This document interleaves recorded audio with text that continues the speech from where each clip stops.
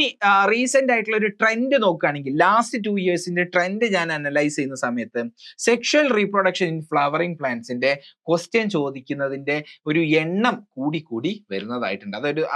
അതൊരു hot topic ആയിട്ട് മാറുന്നുണ്ട്.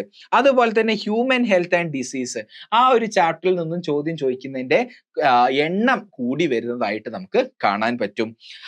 അതിനുള്ള കാരണം ഞാൻ മനസ്സിലാക്കുന്നത് ഐസർ ആപ്റ്റിറ്റ്യൂഡ് ടെസ്റ്റ് എപ്പോഴും റിസർച്ച് ആപ്റ്റിറ്റ്യൂഡ്, ഒരാൾക്ക് റിസർച്ച് ചെയ്യാൻ താല്പര്യമുണ്ടോ എന്നുള്ളതൊക്കെ മനസ്സിലാക്കാനുള്ള ഒരു മെമ്മറൈസേഷൻ ഒന്നും അത്ര അധികം ആവശ്യമില്ലാത്ത രീതിയിലുള്ള ഒരു ടൈപ്പ് ഓഫ് എക്സാമിനേഷൻ ആണ്. അപ്പൊ അതുകൊണ്ട് തന്നെയായിരിക്കും ഈ ഒരു ട്രെൻഡ് കാണിക്കാനുള്ള കാരണം. അപ്പൊ നിങ്ങളുടെ ഒരു ഇമ്പോർട്ടൻസ് കൊടുക്കുന്ന ഒരു ചാപ്റ്റർ തന്നെയായി മാറട്ടെ sexual reproduction in flowering plants, അതുപോലെ ഹ്യൂമൻ ഹെൽത്ത് ആൻഡ് ഡിസീസ് എന്ന് പറയുന്ന ഈ 2 ചാപ്റ്റേഴ്സ്.